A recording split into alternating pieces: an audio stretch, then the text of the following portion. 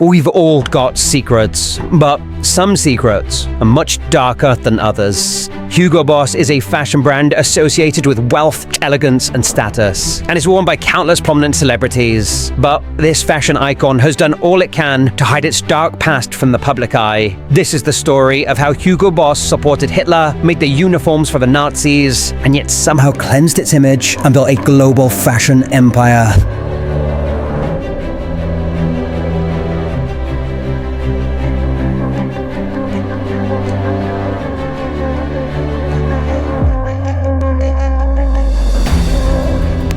Hugo Boss was born in Germany in 1885 in a town known for its textile industry. In fact, Hugo's parents owned a modest lingerie shop, and thus Hugo himself developed an interest in fashion from an early age. As a teen, he took jobs that would help him understand the ins and outs of the industry. He initially began an apprenticeship as a merchant, then worked in a textile mill, before eventually taking over his parents' lingerie shop. However, soon after World War I broke out, Hugo took the opportunity to serve his country. And whilst Hugo survived the war, he returned with a new vision of what he wanted to do with his life. Rather than running his parents' small shop, he wanted to create his own fashion company, and thus he transformed the shop into a tailor's that he named after himself. Since Hugo had been gaining experience from such a young age, it only took him a couple of years before he was able to turn his shop into a whole factory, and he began selling his own brand of jackets, shirts, workwear, sportswear, and raincoats. His previous apprenticeship had made Hugo a great salesman, and before long, the company's clothing became fairly well known around Germany. However, one of the consequences of World War I was that Germany had been ordered to pay the winning countries a huge amount of money in reparations. The debt was set at 132 billion gold marks, the equivalent of about 270 billion US dollars in today's currency. This began to cripple the German economy and set the stage for an extremely tough and grueling era, as the US, UK, and France enjoyed extravagant spending on behalf of Germany's debt. A time known in America as the Roaring '20s, Germany struggled to pay off the war while having enough to support their own country. As a result, German citizens saw high inflation and business closures. And therefore, even though Hugo Boss's clothing had been pretty popular, his company began to suffer. No amount of good reputation could help the fact that people were struggling to afford his work. And then, the Great Depression only made Germany's bleak economic situation even worse. Food became scarce, jobs were nowhere to be found, and some families even burnt their money to provide heat during the harsh winters. In an effort to try and save his business, Hugo began making uniforms for the German police and other government officials. Unfortunately, this was not enough, and Hugo was forced to lay off most of his workforce and shut down his factory. Eventually, he filed for bankruptcy, and all Hugo was left with was 6 sewing machines. It seemed like the Hugo Boss clothing brand would be nothing but a short-lived dream.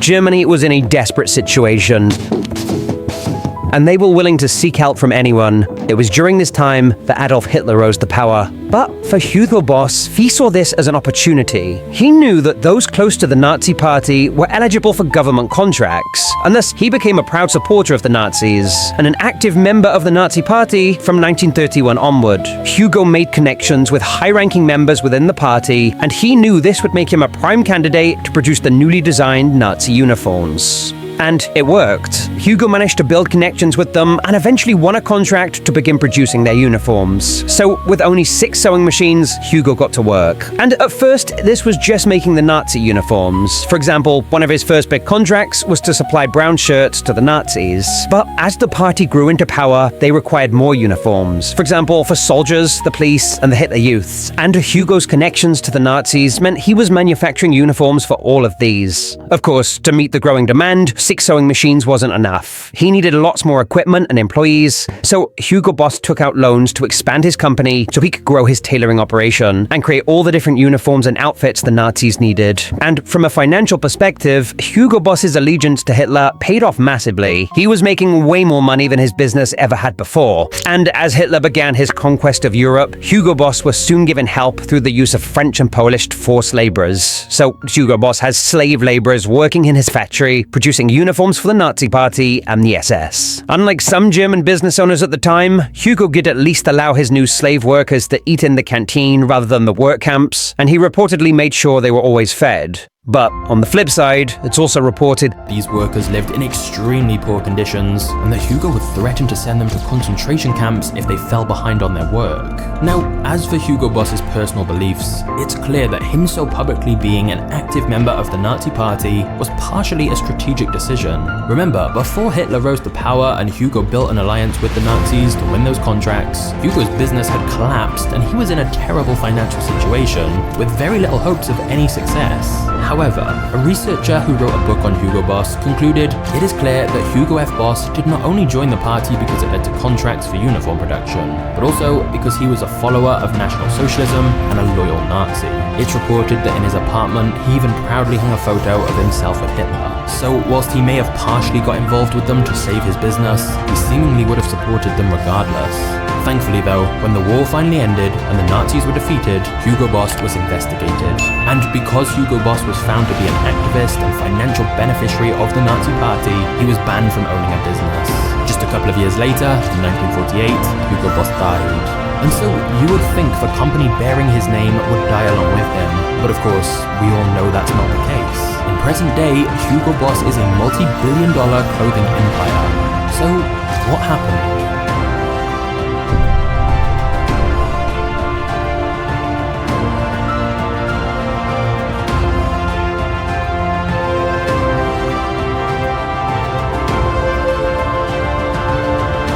After Hugo Boss's death, what very little was left of the company went to his son-in-law, Eugene Holy, who kept the business going by producing uniforms for the police and postal workers.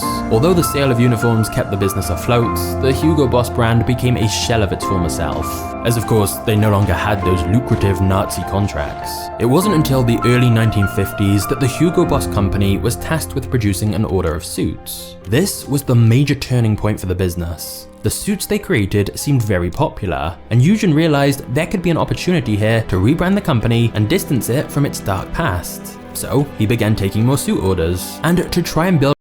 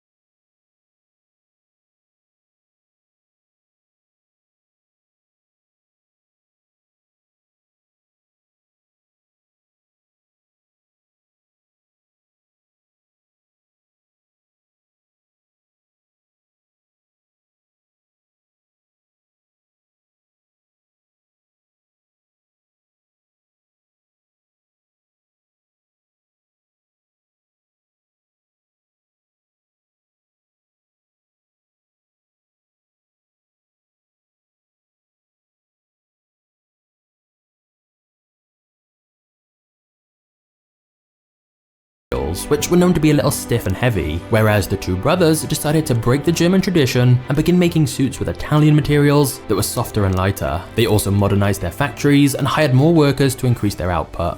The changes made by the two brothers fulfilled their father's dream of Hugo Boss no longer being associated with Nazi Germany, but rather with post-war German excellence. The brothers also did something that was uncommon at the time, which was manufacturing abroad. Today, that practice is used by nearly every big business, but for a proud German company to outsource its production was relatively unheard of at the time. Not just that, but since the company had now deviated so much from its original starting point of making uniforms and fairly low-cost workwear, the brothers felt they needed a rebrand, and thus began marketing the brand simply as Boss. And everything seemed to be going great for the company under the ownership of these two brothers. Their suits were selling really well in Germany, and so the brothers decided it was time to expand even further. They wanted to go global and start selling in countries all over the world. But they knew to become a world-recognized fashion house, needed to invest heavily in marketing. A good decision the brothers made was to spend heavily on endorsement deals, where they'd have the Boss branding plastered on race cars used by the era's greatest drivers. This immediately helped them become more recognizable outside Germany, and it led to the first Boss suit being sold in the United States in 1976. They also paid big money to get endorsement deals from some of the biggest stars at the time. For example, they got Sylvester Stallone to model their suits and become the poster boy for the Boss brand. And their timing was perfect, because in the 1980s, the yuppie movement began, where more and more people were aspiring to be CEOs and entrepreneurs, and having a stylish suit was a classic part of that look. With their premium materials and the extensive ad campaigns and endorsement deals, Boss suits became heavily in demand. And so, even though they focused primarily on just men's suits to begin with, this alone was extremely profitable. But once they'd cemented their place as a popular suit brand in many countries, eventually the brothers realized they could make a lot more money by expanding into more product lines. And thus, in 1985, they began offering their male customers a lot more. Like, they came up with the idea to sell their own fragrances, beginning with the Boss No. 1 for men. This single cologne would be one of Boss's most profitable products, and was the start of their now vast fragrance business. Shortly after this, the company was listed on the German stock exchange. And within just a year, Hugo Boss was worth more than the rest of the German menswear manufacturers combined. However, despite the brothers achieving so much success with the company, they were also exhausted and wanted to focus on something different after devoting so much of their time to this business. So in 1989, they sold the majority of their shares to a Japanese company named Leighton House Group. The brothers still had some say in the company for a little while, but they were no longer in charge of distribution, sales, and the day-to-day management. And it soon began to seem like they cashed out their shares at just the right moment. Before we get to the next chapter, I want to tell you about today's video sponsor, IFL Watches. IFL Watches is a unique concept store where you can get a wide variety of awesome looking watches, which they customize and hand paint all in-house. They have a wide range of colourful and cool designs, and they actually coined the famous term Cassioque, which refers to a new G-Shock Casio model. They also offer a wide range of accessories, everything from watch stands to keep your watch safe when not on the wrist, to different watch cases and boxes with unique designs.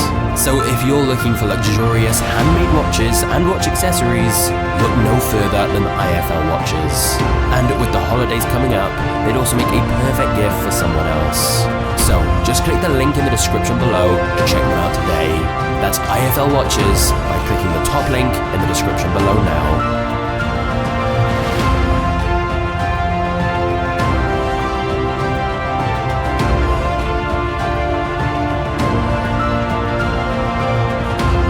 Incredible success of Hugo Boss would eventually end once again because of economic instability. The yuppie era died out, and economic turmoil in many of Hugo Boss's markets, like Germany and the United States, made high-end fashion much less attainable for most people. In 1993, Hugo Boss stock traded at less than half the price that the brothers had sold their shares for just 4 years earlier. And as sales continued to fall drastically, the new owners knew they had to act fast to save the company. Firstly, they split the brand into three. The Boss brand would continue selling high-end suits, but they also created the Baldessarini brand, named after Hugo Boss's chief designer, to act as Hugo Boss's exclusive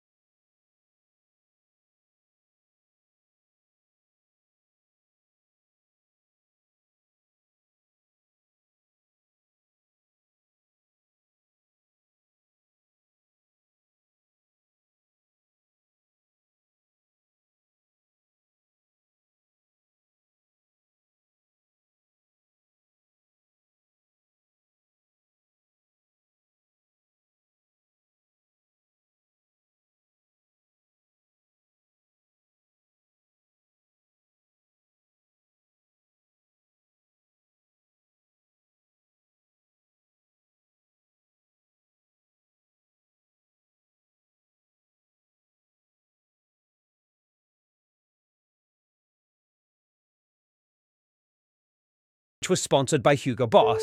And this is what he said. And if you know a little bit about history and fashion, will know that Hugo Boss made the uniforms for the Nazis. But and the Nazis did have flaws, but you know, they did look fantastic, let's face it. However, whilst Hugo Boss still continues to face some scrutiny for their past, the brand has been active in trying to right some of their wrongs. In 1999, Hugo Boss created a fund to repay their slave laborers for their work and traumatic experiences. And in 2011, for the first time in the brand's history, Hugo Boss publicly apologized. They issued a statement saying they expressed profound regret to those who suffered harm or hardship at the factory run by Hugo Boss under National Socialist rule. Hugo Boss now prides itself in being involved with charities that focus on education and support in developing regions. So that raises the question, since the original founder is long gone and the company is now owned by a completely different group who do genuinely seem to be trying to have a more positive impact, does that mean the atrocities committed by the original founder should no longer affect the way we see the brand today? After all, it's a completely different business to what it was back then, with very different values and management. But on the other hand, when the brand is literally named Hugo Boss, it's perhaps not easy to fully forget the true origins of the company. However, much more recently, Hugo Boss started getting more negative press for a totally different reason, when comedian Joe Lycett legally changed his name to Hugo Boss. The reason he did that was because the company Hugo Boss had sent cease and desist letters to several very small businesses who simply used the word boss in their product names. For example, there was a tiny local brewery in Wales called Boss Brewing that were forced to pay thousands in legal fees and rebranding costs simply because Hugo Boss threatened them with a cease and desist. Hugo Boss claimed some of their drink names, like Boss Black, infringed on Hugo Boss's trademark, even though this was a tiny business in a totally different industry completely unrelated to fashion or clothing. So, to draw attention to this trademark abuse over the use of the word boss, Joe Lycett tweeted, "It's clear that Hugo Boss hates people using their name. Unfortunately for them, this week I legally changed my name by default, and I am now officially known as Hugo Boss. All future statements from me are not from Joe Lycett, but from Hugo Boss." Now, he really did change his name, and this went extremely viral with headlines appearing about it everywhere. And pretty soon, people started trolling the company. For example, every time Hugo Boss tweeted, there'd be replies like, "Does Joe Lycett know you're using his name to sell fragrances?" And of course, the whole stunt brought more attention to the issue that a giant billion-dollar corporation was threatening very small businesses for using the word boss in some of their products, and then forcing them to spend money on rebrands. Eventually, the company Hugo Boss released a statement about all this, saying, "We welcome the comedian formerly known as Joe Lycett as a member of the Hugo Boss family." And they then tried to explain they'd reached an agreement with the small companies they'd sent cease and desist letters to, such as Boss Brewing. Although that didn't change the fact that these small companies had to pay out rebranding and legal fees, which they could barely afford. But what surprises me most is how many of the giant fashion brands we know today have such dark histories. If you haven't yet seen the story of these companies here, honestly, it's pretty shocking. So go check them out now, and I'll see you there in a second. Thanks for watching. Cheers.